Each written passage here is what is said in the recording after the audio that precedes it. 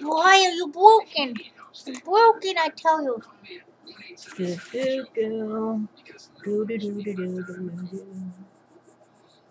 I'm gonna draw a cow.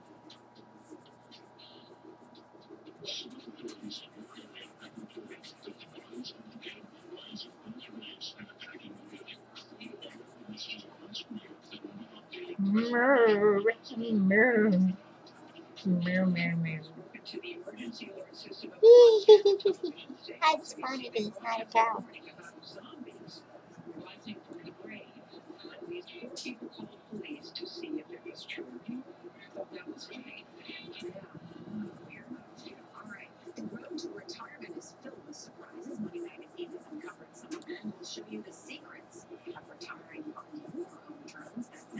Oh, the thing, like.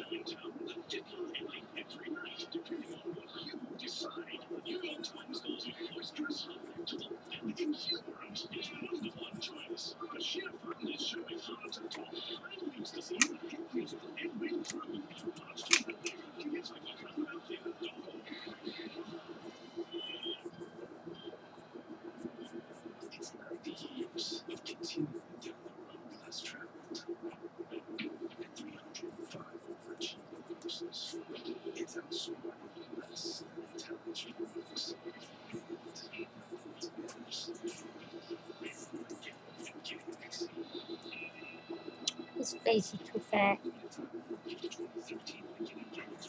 His face is too fat to be Harrier Hawk. I have a photo of a Harrier I took, and it's not. It's too fat. It's have fat face. It's big. It's too long.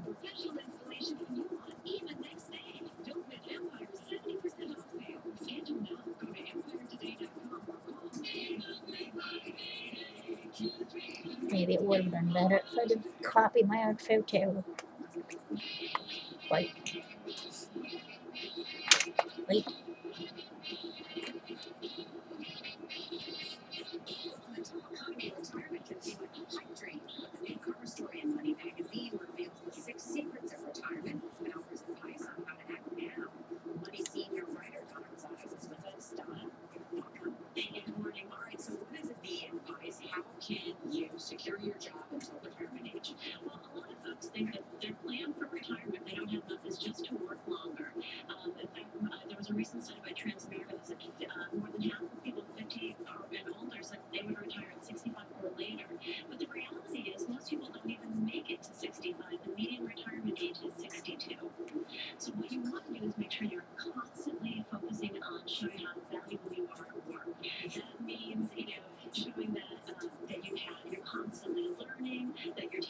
responsibilities. And another thing that we advise people is find a champion, somebody who's going to be singing your praises when there are job cuts or promotions or, layoffs. Find a way to make yourself indispensable, I would say. Exactly. When it comes to retirement, then how much money do you need? How much do you need to lead a good life? How much do you need to lead a comfortable life when it comes to retiring? That's a big question that everyone has. How much do I need to save? And we actually have a very specific number for that, 16.6% of your annual income. And the reason it's so specific is there was research, very detailed research out of American College, which trains financial planners. And they studied mortgage conditions going back to the 19th century to figure out how much is a safe savings level that would help you sustain your pre-retirement income and post-retirement income. And it was 16.6% of your annual income. To keep you living to the manner in which you become accustomed. That's right. That's right. Now that does include employer matches. What you want to make sure that you're doing is the average person who participates in a 401k only puts in about 8 to 10%. That's not enough. So you want to make sure you're doing more than maxing out your 401k, saving in other taxable accounts like IRAs, and then you can get there. Let's just talk about that yesterday. I was thinking payments should be prioritized. Well, a lot of people think when they get into retirement, I'm going to pay off that mortgage, and it certainly gives you peace of mind. But in today's low interest rate environment, it may not actually make the most sense. If you're paying less than 4% on your mortgage, if you can take that money and put it in your retirement investing, you can make even conservatively 4 or 6%. That may be a smarter way to spend that savings. Okay, what if I'm in debt? How do I deal with the debt issues and save for retirement? Well, here's something that might be a little bit controversial, but you don't want to enter retirement with a lot of high price debt. We're talking about credit cards, maybe student loans that you took out for your kids, or auto loans. You want to pay that off. You might be paying 8, 10, 12% on that. So here's the controversial part. Maybe for a little while you want to step back your retirement savings and put that money into paying down that debt. If you're paying 12% on debt, that's going to sap your retirement savings. So pay that off as soon as you can. All right, Dr. Rosado, thank you. Thank you. From saving money to saving your strength, the CEO of the Energy Project explains how you might be more productive just by taking it easy and explain how it works. James CBS this morning with the more to the day. McCarthy's being called a hippo. And inside the bag, after the Pope's resignation, a video of the search for a new holy father begins. It's PG. I almost poked my eye out with a crayon.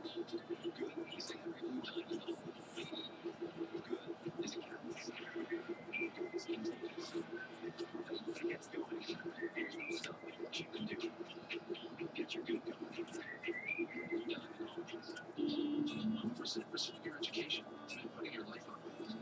Then working for better tomorrow and putting up what's most important today. Isn't it time for education designed to fit your life? Southern New Hampshire University, a nonprofit with a home for 80 online graduate and undergraduate programs that fit the life you want to lead. It's education that will fit your life, your budget, your dreams. So find your program today at new.snu.edu. Life of Pi has been nominated for 11 Academy Awards.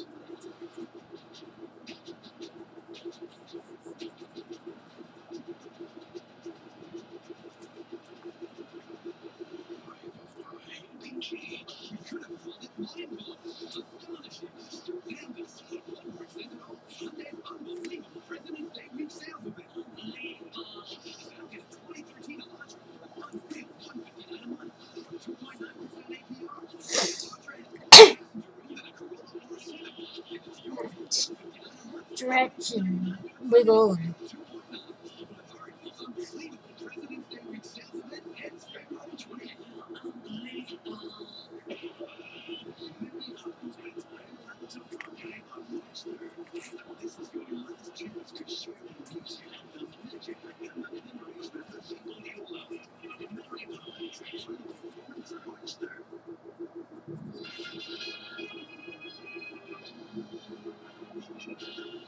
geez, he's a little reformed. Coulda. Just done it with my eyes closed.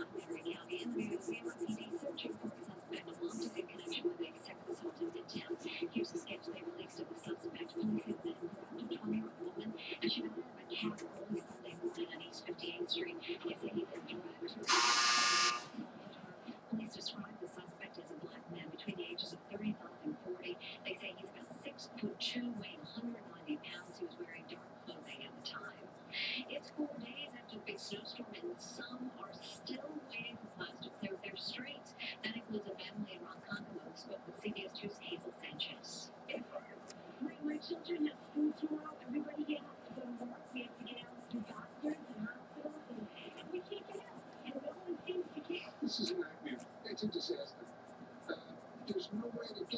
the street. Everything has not been plowed or has been plowed. So close. People who live on Wood Road and Clarendon Road say they were told the streets would be cleared yesterday, but many others in the area, they are still waiting. So far, Metro Officer Hayden Line is getting back to normal. Check out how much snow covered the tracks in Bridgeport. As of this morning, the railroad is providing 75% of regular service from New Haven to Grand Central Terminal, 90% of service from Norwalk, and 95% from Stamford. Entering in life after Sandy and outrage in New Jersey, where some storm victims say they were scammed out of relief money. Police have arrested 32-year-old David Scott Ruddy of Metuchen on charges of impersonation and theft by deception.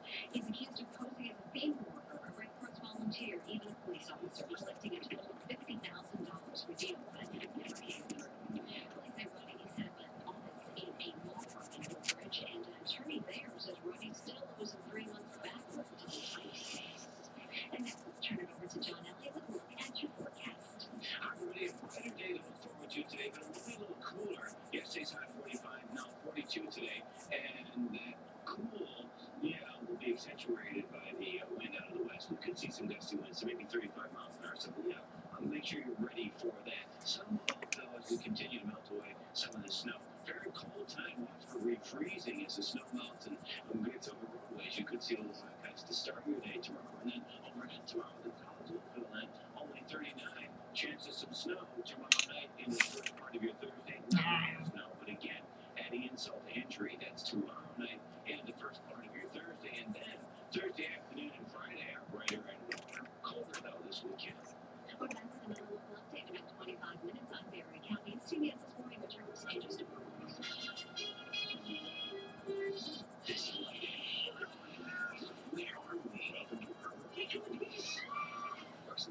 Prepare for the coolest retail adventure in the universe. Free Cine or escape planet Earth. It's the music. Look at the average of eagle. Hey, birds don't have eyebrows, do they? And now they're ornithologist, so I don't know.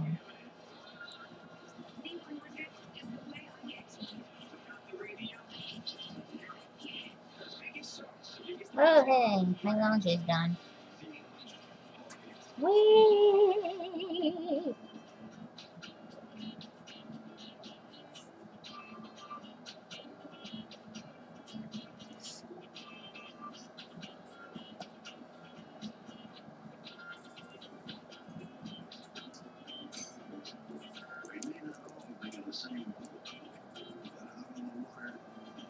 Crayons, crayons, crayons, crayons. You are crayons, you are. Little crayon, crayon, I'm abusing my crayon. Because I'm mean.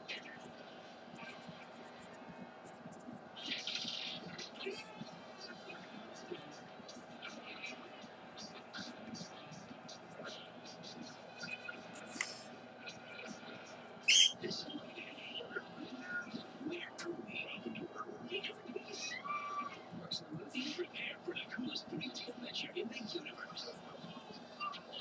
Free Cine or escape planet Earth. Stars and bikinis. Things are heating up. Next on the inside.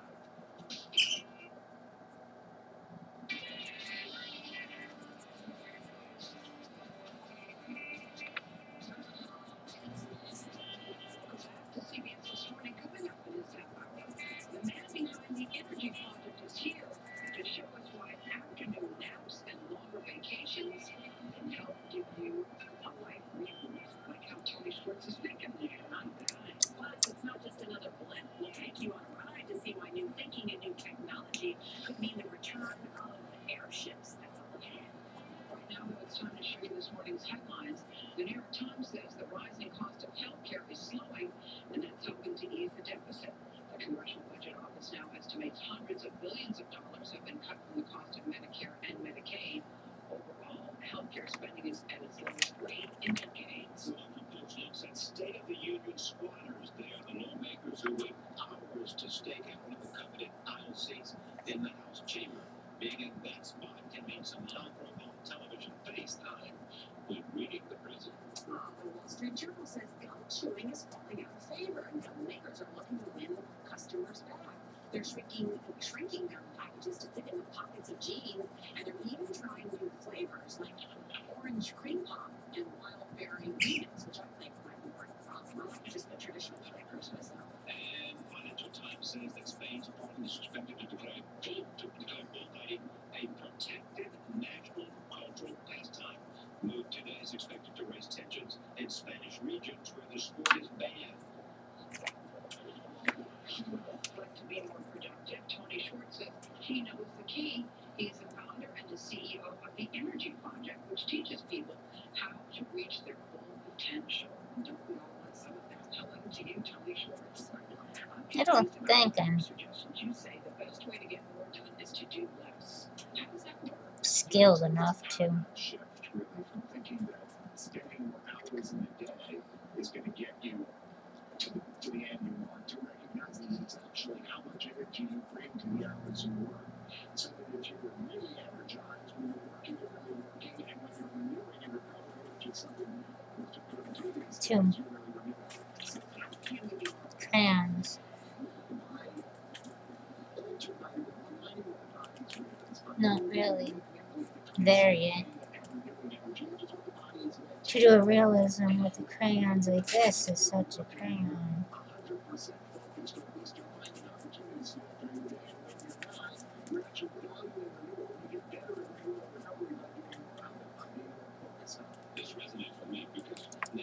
I have none.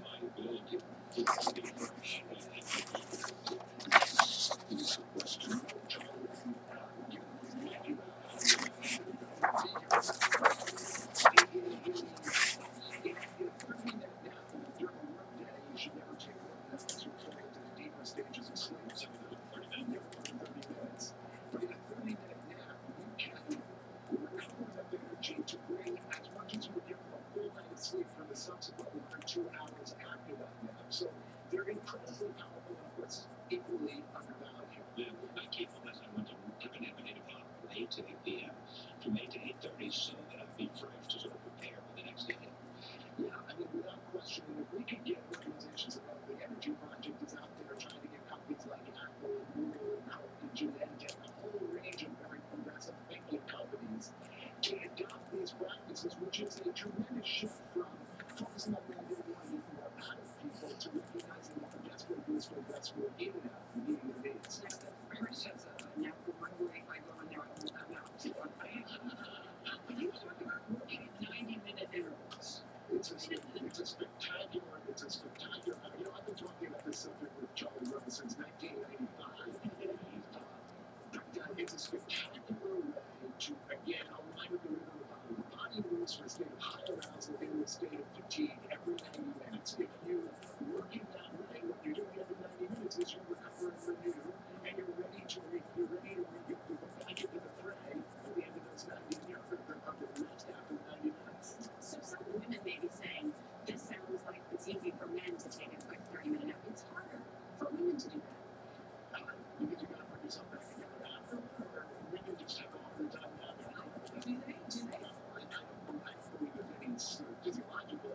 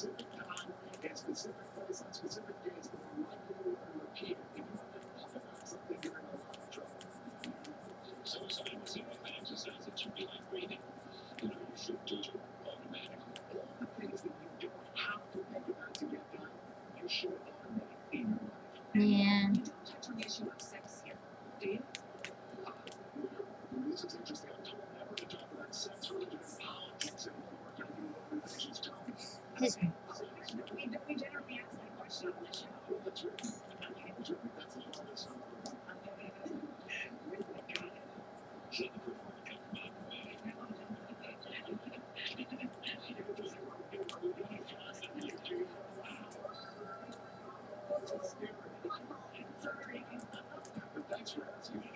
I'm curious about the work that all along. You can see common for airships that be able to fill the skies of America and Europe. It all changed with one simple word, Hindenburg. Now, more than 75 years later, Bill Whitaker shows us why airships could be taking off again.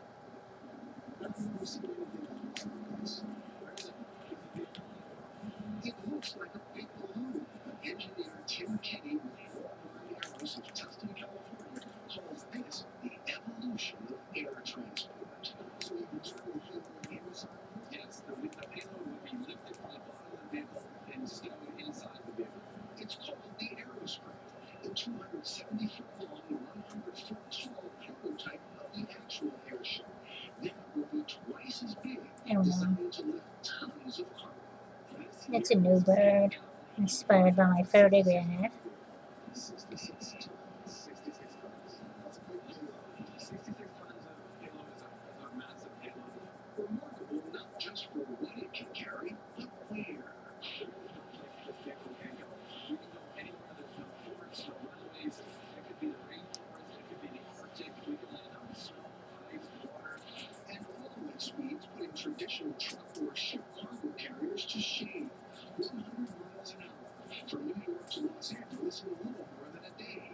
Airships seem so practical, some wonder why they ever went away in the first place. Airships first graced the skies back in the 1920s and 30s as surveillance platforms, cargo carriers, even passenger luxury liners. That all came to a tragic end in May 1937. It's believed a spark ignited the volatile hydrogen gas that kept the Hindenburg afloat. 36 people perished. So did the future of airships. I think the future of Hindenburg is really there. And people want it. Ukrainian-born Igor Pasternak wants to erase that image. He's designer and CEO of Aeroscraft. His creation is lifted by non-flammable, lighter-than-air helium. Oh yes, right when we're in a helium shortage. Airships, but far safer, he says. He's not alone. Dozens of companies are working on next-generation airships. Lockheed Martin designed this one to haul heavy equipment to remote parts of the globe.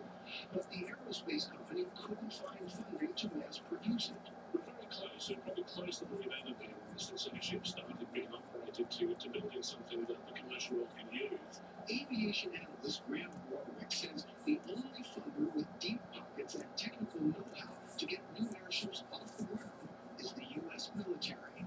Last August, the Army and aviation giant Northrop Grumman took to the skies with this $517 million aircraft, designed as a surveillance platform loaded with cameras. But with the Afghan war winding down, it now sits in a hangar, its further funding in doubt. One of the concerns is that the military is going to lose interest before the commercial world can pick it up. The Aeroscraft got off the ground with just $35 million from the military, but engineer Tim Kenny is convinced it will stay afloat because of its unique technology. Control everything. So if I want to put the payload on, I just push a button and it automatically will adjust. The vehicles can either be lighter if we have the payload or become heavier if we remove the payload. That means no need for ground crews, long mooring ropes. It stays stable in high winds. Never ready to go. Tim Kenny took us for a short ride. I hear the engines, but I don't feel the This is just so smooth and expensive. It's just like sitting in a balloon. 30 feet off the hangar floor and into the record books. Have you checked it out this side as well? This is the first. You're the first one. The Aeroscraft is waiting for FAA approval to take a test flight outside the hangar. Then this California crew is betting the sky's the limit. For CBS This Morning, Bill Whitaker, Tustin, California. So don't know. He's a near mythical figure in the world of organized crime. Now a new book reveals the inside story of Whitey Bulger's life. We'll talk to one of the authors and former FBI insider John Willis. Coming up next on CBS This Morning.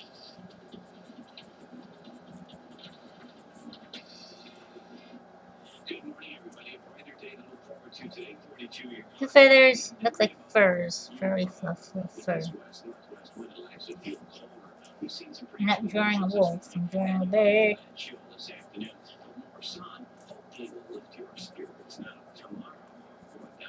We've got some clouds, some cooler temperatures, and then late tomorrow, overnight into the first part of your Thursday, some more snow in the area, but more by the weekend's end. Director Ang Lee has turned the impossible into the unforgettable.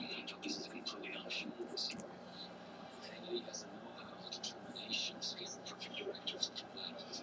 Smart adventure, survival, feelings of spirituality and faith. You really remind all of us filmmakers why we want to make movies in the first place. Nominated for 11 Academy Awards, including Best Director and Best Picture of the Year. Life of Pi, rated PG. When you walk in the Avon Walk for Breast Cancer, 12 women can get mammograms. When you walk in the Avon Walk, you fuel research into the causes of breast cancer. Last year, Avon Walkers helped save the lives of thousands of women. It's a simple equation. The more of us who walk, the more of us survive. Register at avonwalk.org or call 866-301-WALK. All-American Musical is coming to Broadway, based on the amazing true story that will capture your heart. The game is civil, laughing the decade off the truck with 10 strangers with one chance at a better life. All of their hopes and dreams are riding on this contest. Take a chance. Dream big. And hold on. Hands on a hot body. Driving with a hard Broadway. Previously in February 23rd. I'm sure by now you know I got in somewhere in my outfit. Just these supposed to police department. Almost put that in my mouth. Jesus Christ. You sure it's not the FBI? The FBI.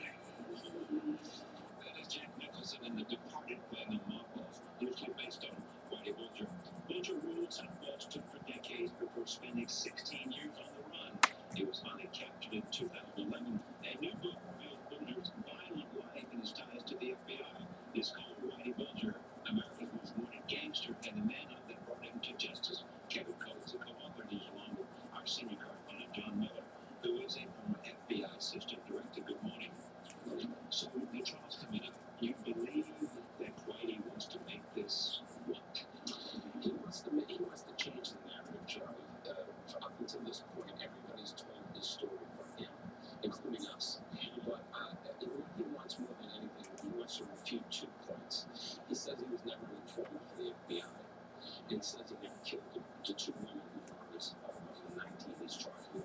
Those are the 2 things he most wants to refute. You're going to say your book is he has scores to settle.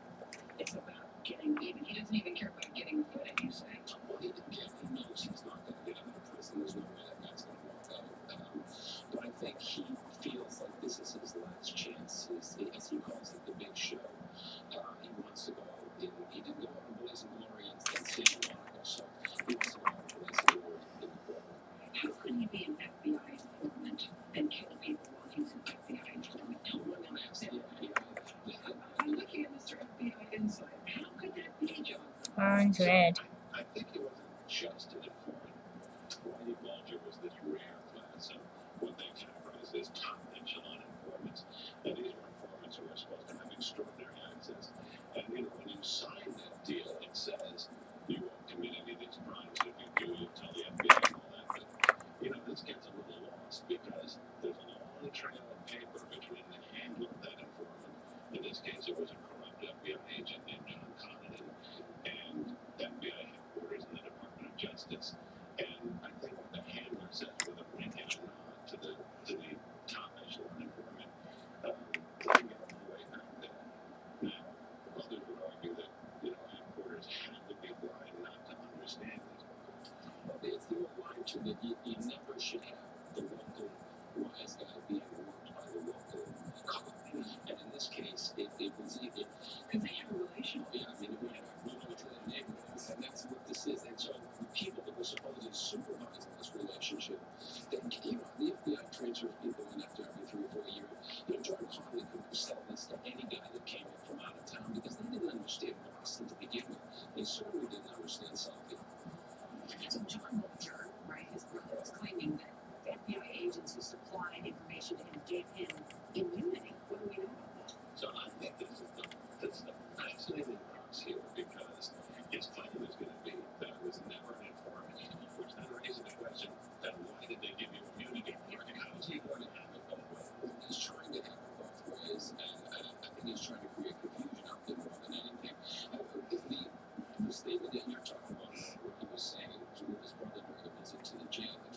seem crazy. But I always say that Whitey's crazy like a fox. So he's got something up his sleeve. See, that's what interests me. I mean, I don't know whether Jack Nicholson captured him in terms of his personality or not. Birdie, birdie, bird, birdie, birdie, bird. Wait, what? Squeeze! Push-ups in his jail cell at 83 years of age. I mean, but this is the other thing. My co-author, Shelley Murphy, and I, we really tried to capture, for lack of a better term, the humanity of this guy. I think he's been a one or two-dimensional character for all these years. He's a guy of incredible contradictions. He's somebody, he aspired to the Ozzie and Harriet lifestyle. He was out doing crime in the day and at night, and then he would insist on being home at 5 to 6 o'clock for a sit-down meal with his parent, which was to stand there with children. And he would encourage kids to do the right thing. Do what you're doing. Don't be anything. Stay in school. Study hard. Save your money. Stay in shape. Don't hang around with bad people. I mean, that's the contradiction. And now this is a guy that is charged with incredibly cruel violence, shooting people in the head.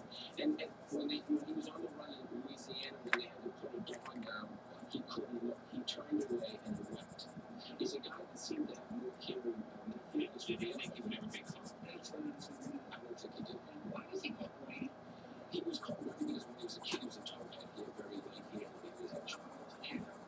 How was he able to be the master manipulator who managed to have the mafia on the set of puppet strings, the FBI on that set of puppet strings, and control the neighborhood? Well, the guy was charismatic, John. That's, I mean, I think you begin anybody who's powerful or good at what they do, whether it's politics, law, Crayons are smelly. TV, it's uncharismatic to people like you. Kevin Weeks, his protege, said to us, You could be right. but Kevin Weeks said to us, if Whitey wanted you to like him, you would like it, and he would not give up until you liked him. I was fascinated. I thought that would remind me of him. We can arrange that, dear. Thank you, Ken. Thank you. No, I was very fascinated by him. Thank you, Ken. Kevin's book, Whitey Bulger, is on sale now. And tomorrow, we're talking to Carrie Underwood. She brought home Grammy Gold this weekend. It's tomorrow. We're watching CBS this morning. Whew. Oh, no wonder why it's smelly. It's the scented crayon. It's the brown dirt scented crayon. You get paid for what you talk for yourself. You need not say anything else. I'm a happy girl. It's Judge Judy today for only on CBS 2 HD. Matthew Rudder here. I've got this great job. There's girls like Marshall. Nice work that you figure.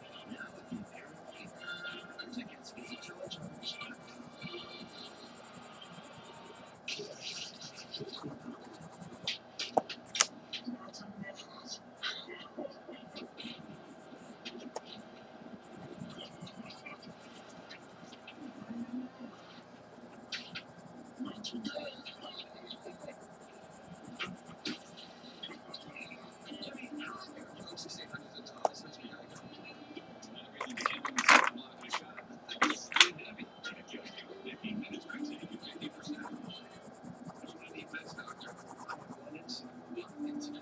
This is the crayon that is called peach, formerly known as flesh.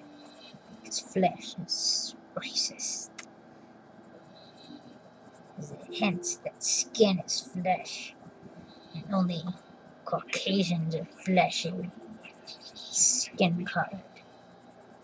But they could still always call it raw chicken meat, white meat. That's not racist. No one's going to be offended, except for the vegans. Then they will be like, no, I think we should stick with peach. The sound that shattered barriers, shaped our lives, and made us all move together close to Broadway. In Motown, the musical. Get ready, because here it comes. Previews begin March 11th. Look at you. You're like such a poser for a golden eagle.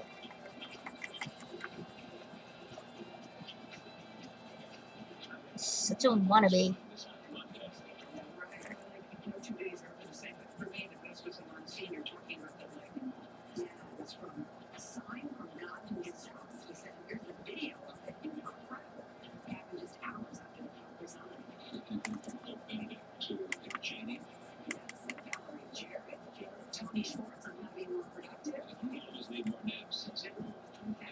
La la la la la la. I'm getting bored and I want to rush it just so I get it done. And make fun of voices. That's not cool. So uncool.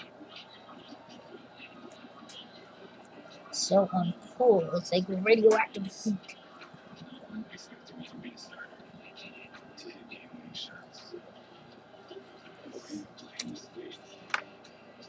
Burning white cotton intensity of 1,000 suns on coral.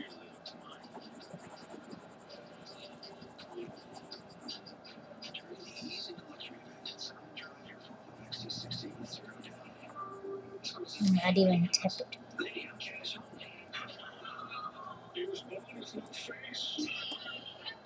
Just stab it. It's meat sushi.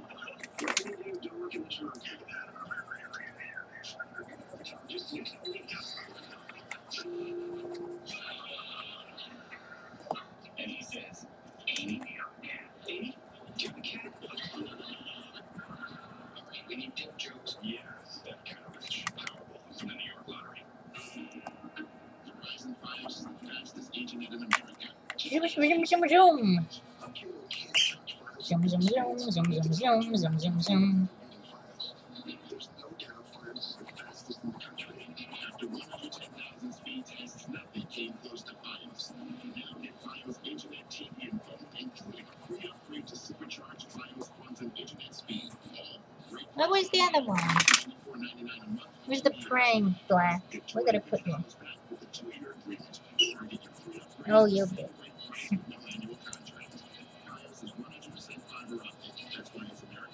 New canine offspring.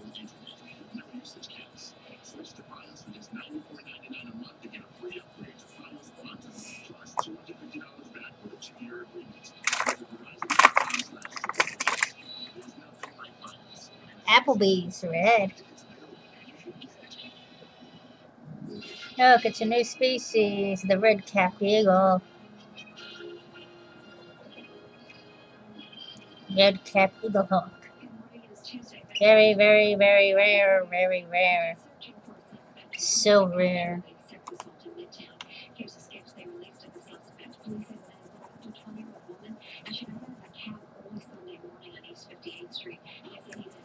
It's not even funny how rare it is.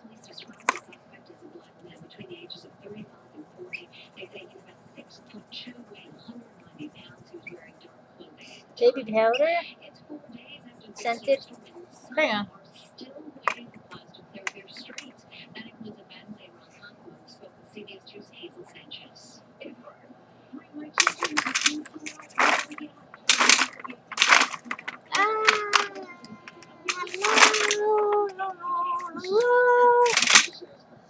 There's a crayon. It smells like smoke. The picture can smell like it's on fire.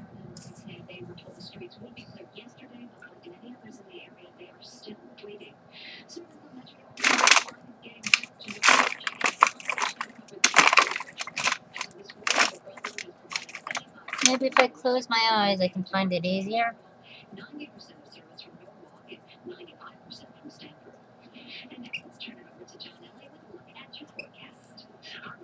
This would not be a problem if I were not a Harry Potterverse style wizard, you know. I just summon my black crayon. It'll come to me when I order it. But I can't. I'm not. I guess I'll have to sweet talk it. Come here, yes, you. Oh, you can great pretty little praying brand black crayon made out of like soybeans or something. Come on. That's it. Don't be shy. You're so beautiful. It's another black crayon. Come on. It's okay. There's another black crayon. Come here. I'm not going to hurt you.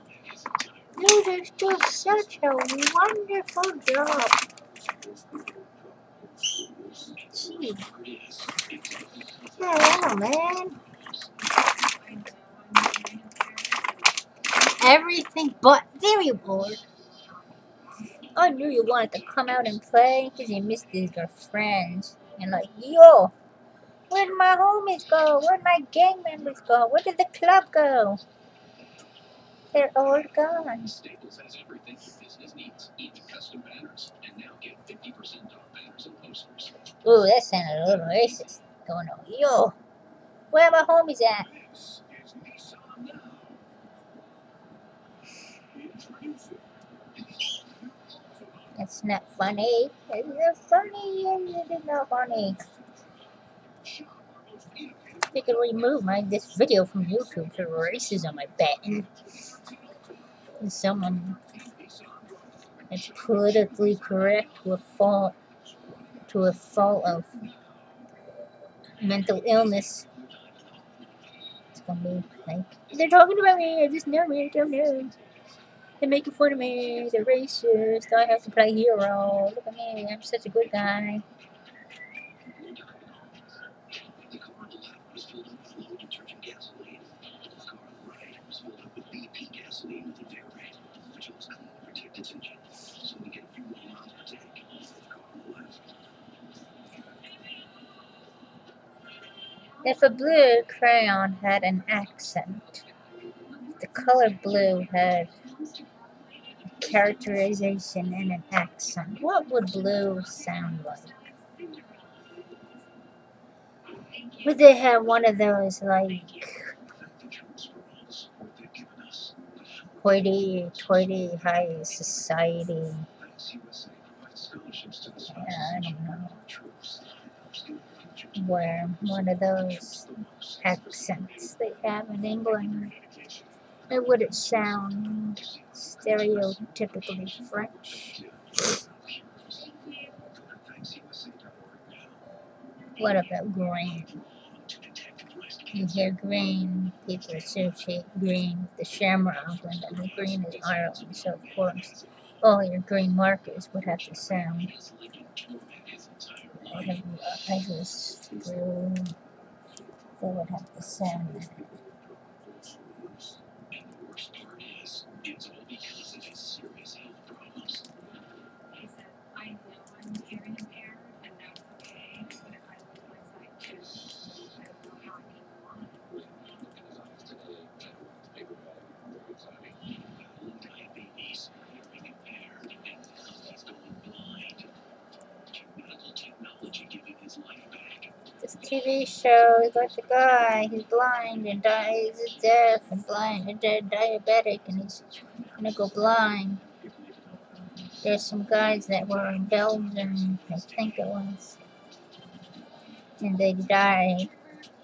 They wanted to die, and the pro-lifers are like, how horrible, the government killed them because they were going to be lying. And I told them, I read the other article. That's all they had. They had a lot of problems. And they were really bonded brothers. Oops, killed it. And that's all they had. If they couldn't see each other, they would be in darkness. But their lives are worth so much more than that, than how they feel. So it was horrible that they let them die. What about kids as young as 9 years of age taking dare, maybe playing games to get high? Would you believe the items they're using? They're in your kitchen cupboards. Oh, what's this on the doctors now? Stupid kids huffing. Teens are raiding their pantries at home, looking for common cooking spices to snort, smoke, or drink in hopes of getting a drug-like effect. But this dangerous trend is sending kids to the emergency room and putting The 9-year-olds are eating nutmeg for fun now. It's from kids who are trying to get high and different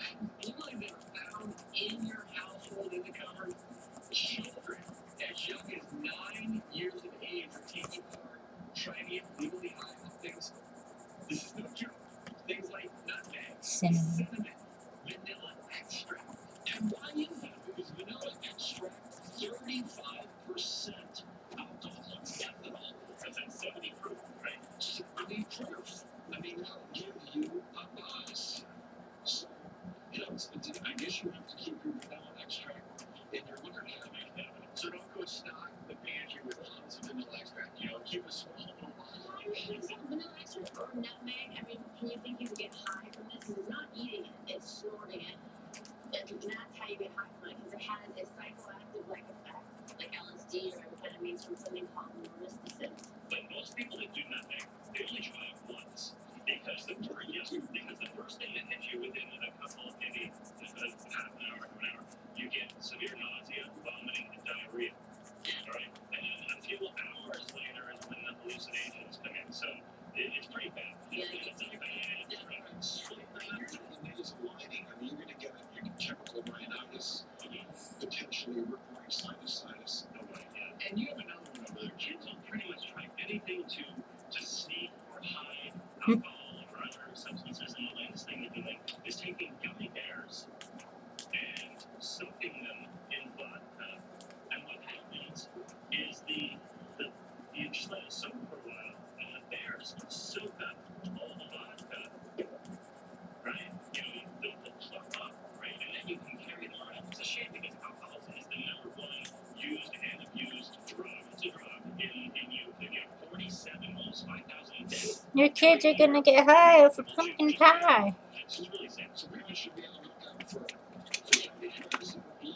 You know, there's a lot of children's vitamins that look like this. Gummy vitamins that younger kids could get one of these and probably have real problems. Because it's not a lot of alcohol in each gummy bear, but the young child, and we tell you this just to be aware. And certainly, if you're a kid out there watching, I know you may or may not listen to us or listen to me, but doing these types of things, it's a bad decision. A lot of potential bad health ramifications. And in this case, you know, listen to your parents, listen to us. Don't do these things. And you know, kids, it's a tough age. But imagine if you were a false rumor about your child, which left them being bullied and harassed day after day after day. For one mother, this story is all too familiar. An 11-year-old in Florida was the target of a nasty rumor recently that was circulating through her school.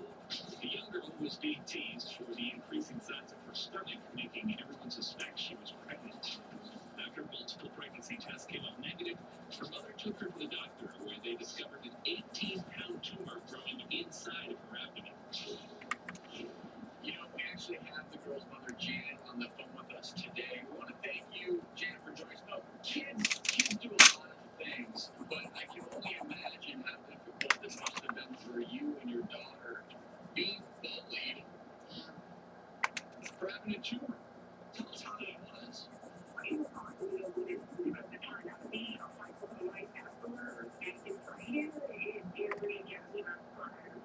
I'm curious, what's all of these stuff, you know, what are the children actually have tumor cancer? Did the kids then lay off of her? Did they keep teasing her?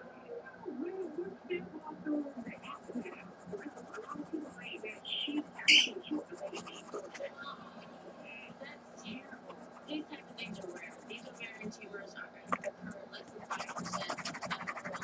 of girls before puberty. So it's rare, and you just have to educate people. Unfortunately, when people aren't educated, they do really horrible things. And we do have a certain documentary and you've seen shows on to remove the tumor. What? So thank you for joining us.